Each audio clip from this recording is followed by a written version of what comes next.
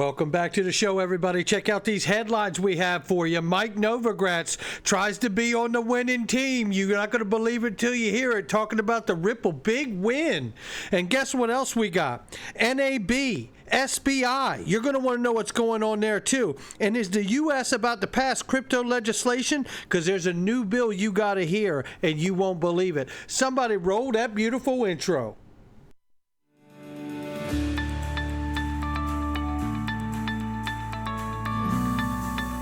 Digital Perspectives with Brad Kimes. Come on in.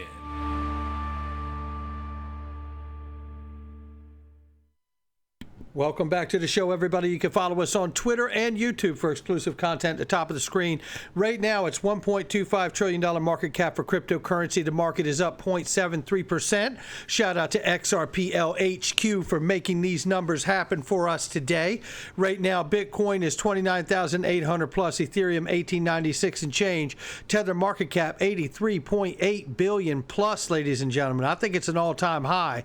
78 cents for XRP. It's pushing back. It wants to come back. But you know what? We're going to keep an eye on it and see what goes on here. We're at the calm before the storm, I believe. You know, this judgment in this case is going to lead to some remarkable opportunities. And I'm telling you, we're going to look at some news today that I believe begins to fall in place based on this decision in this case. Right now, 78 cents for XRP. We're up 5.11% on the 7-day. And if you have not done it, ladies and gentlemen, join the Digital Perspectives Mastermind group. I know your life's busy, the markets are crazy, things are hectic, but I'm going to tell you something. It's hard enough to build wealth. How do you keep it? How do you grow it? How do you protect it? All of those things are main topics inside of this group. And I tell you what, this is the learning curve you've been looking for right here, because no matter what, you get private weekly live streams, private groups and lessons, wealth creation, mindset courses, and an incredible community that truly makes this a mastermind community. Join and get advantage of the special 3-day trial. Make the investment into yourself. You won't believe the person you're going to be once you get inside this group and become, based on all of the resources and tools that we all have access to. Let's get started right here. This is Mike Novogratz. You know what? Sometimes you just have to let them talk. So let me let it go here. Bitcoin, literally Bitcoin, gold, silver. I put them all in the same bucket. Silver and gold trade great. Bitcoin's got the additional adoption cycle, right? What drove Bitcoin this year was retail, and they continue to buy, and they continue to buy. And now we've got an ETF on the way. And so I'm more comfortable being long Bitcoin today than I was 6 months ago. 6 months ago it was scary. Now we see the future kind of spilling out. I've kind of tongue-in-cheek when Kelly says she's going to buy Kelly Evans says she wants a 2-year at 5%. I go, I would just put it in Bitcoin. I'm kidding around, but I sort of feel the same way with the BlackRocks and the Charles Schwabs of the world. But I'll tell you, you got that on one side, and big name people want these ETFs, but then you have Gensler and the SEC on the other side. Is Gensler? Do you think he's just anti-crypto or anti-exchanges that sort of work unregulated? Because that's the key difference. Do you think he'd like to take Bitcoin off the table as a financial asset, or does he just want to regulate the way that it's traded? I think if like this Ripple lawsuit taught us anything, right? Gary has been saying, come in, the rules are clear. The rules are absolutely not clear. The judge just basically said to the SEC, you're wrong. Well, let me tell you what else the judge has said. Because the judge did say that they were wrong, and the SEC is absolutely wrong. But let me tell you what else the judge said.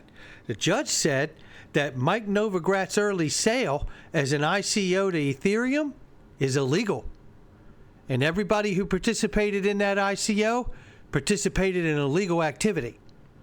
And everybody who participated in the ICO, in the VC side, of every single token project launched on that corrupt network did illegal activity by doing so. That's what the judge said, Mike. If you want to get down to it, And maybe, just maybe, as it turns out, that ends up being the catalyst for this hustle to get legislation for crypto.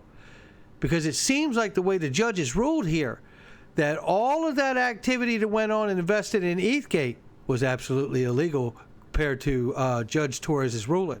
We shall see. And here's Mike once again resurfacing, says Ripple made a big win for crypto community. Yeah, and without the help of you, so you can keep on not helping. I don't even need to play the clip. The guy makes me sick. So here it is right here. This is something we want to look at. There's been talk about an interlocutory appeal, and that would have to be approved by Judge Torres. This is about the SEC versus Ripple, obviously. And here, Fred Rispoli says, out of my element here, but I can't readily find a deadline for parties to ask the district court for certification required by 28 U.S.C., citing the law or the rule, at 10 days. My understanding is the parties have 10 days to file application for appeal after district court certifies request for appeal. So he's looking for some, somebody to kind of give some, hey, is this right or not? What's the window here if the SEC is going to try to use the opportunity to file for interlocutory appeal? Shout out to Sherry Empress here, who says, to do so, you first must seek certification from district court in a timely manner. And then down here it says, citing a case of Judge Torres before in a timely manner for certification to appeal, and in the Rio Tinto case, it was within 26 days from summary judgment ruling. Notice, however, Judge Torres also denied request for a partial final judgment. So, if Judge Torres certifies, then the 10-day rule kicks in to file application with Second Circuit Court. So they're just looking for a window here, and it goes on to say, you may have that 26 days initially before we realize whether the SEC is going to even attempt to do this. And if they did, most legal analysts are suggesting that it is highly unlikely that Judge Torres would grant the interlocutory appeal. We'll see. But meanwhile, let's talk about some tremors in the ground here. This is National Bank of Australia, and we know that they've been working with Ripple in many different ways. This article, however, is suggesting it's in a much deeper way than maybe we realized, certainly in ways that we've hoped. But in a major announcement, NAB, and I haven't been able to find the announcement, but I will look further, has revealed that it has partnered with Ripple, the leading provider of enterprise blockchain, and it says here to use its currency, XRP, for cross-border transactions. Partnership will enable NAB, National Australia Bank, to leverage Ripple's global network over 300 financial institutions and use XRP as a bridge currency to facilitate faster, cheap. We know the whole drill, right? So we're going to see how that comes together or not. But I mean, look, we know Australia has been working with Ripple. We know that Dilip Rao is working with the government in Australia on a CBDC. So none of this is actually breaking news, but listen, all of this news, whether we've known it or not, we have to be very mindful that there's been a ruling in a case now, and I know it's in the United States, but believe me, so is the regulator Gary Gensler, and he's been able to squash the entire global crypto market from $3+ trillion at its high to just $1 trillion today. So when people tell you, well, they can't tell you what to do, they're in the U.S. Oh, yeah, well, you're right, they can't. But they can squash a $3 trillion crypto market to $1 trillion. So we better understand that this decision means something, not only in the U.S., but it is speaking, I think, loudly to the rest of the world. So then we take a look at this. This is SBI Connection, we know is a Ripple partner and has been an advocate for XRP for years. Ratha Comment says Connections, Ripple investor SBI Holdings started a joint venture with Man Group, UK for alternative investments. Zoe Cruz, who is also with Ripple, just happens to be on the Man Group board. She's on Ripple's board.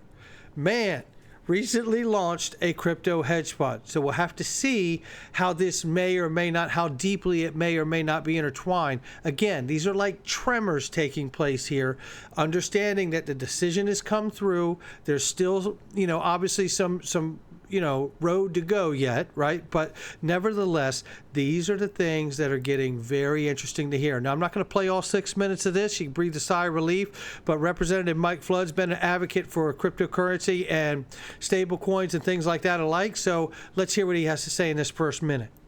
I rise today because we are at a crossroads in banking, fintech, and finance. Blockchain is a revolutionary technology that is going to change the way Americans do business. The question today, the one that we have in front of us, is whether we would like America to lead that change or let somebody else take the reins. We are planning on marking up 2 bills next week in the Financial Services Committee, one on digital assets market structure and the other on stablecoins. I'm going to focus my remarks today on stablecoins. And they're great remarks. I'm not trying to cut him short, but we got more to go yet. I'm showing you this because there is now a real push in Congress to get legislation moving. There's a few things out here floating around. Stablecoins is one of them. But there's a new crypto regulation bill prohibits purchases of more than 10% of a person's annual income or more than 10% of a person's net worth. It says retail, but shout out to Eli here, but I believe this is actually pertaining to ICOs, right? Initial coin offerings. So here's the language. 10% of a person's annual income or joint income with that person's spouse or spousal equivalent, or 10% of the person's net worth or joint net worth with the person's spouse or spousal equivalent. And to clear this up here and bring some clarity to this, Eleanor Terrett from Fox chimes in and says, so this only refers to initial offerings from issuers to non-accredited investors. That is key. Non-accredited investors. That's everybody out here. But you could now participate in this with this bill up to 10% of your net worth or couple's net worth or personal income, right? It involves purchases of digital assets through a new exemption laid out in Section 201. That's similar to Reg D, Reg A, or Reg CF. Initial offerings of a digital asset that are not made through that exemption will be subject to different rules. Big takeaways: unaccredited investors would have an opportunity to get into initial offerings of digital assets. I think if this is based on initial offerings and non-accredited investors, this could be remarkable, the opportunities that come out of this. And I have to start asking, too, might we see the accredited investor rules change for private equity? Then we get assurance here, and another comment here from Eleanor. It says, I'm told Patrick McHenry and his team personally pushed to include the new exemption that allows a pathway for unaccredited investors to get in on initial offerings in the new crypto market structure bill. How about that? That's everybody in the world getting an opportunity to participate in initial offerings. I think that could be so amazing for the market. Shout out to Patrick McHenry and everybody on that team for pushing that part of the bill there, and we'll keep you up to date if it stays in or not. Now we got to see if it makes the cut as it moves forward. All right, that's going to do it for me. Not financial advice from me or anyone else. It's just my digital perspectives. I'll catch all of you on the next one.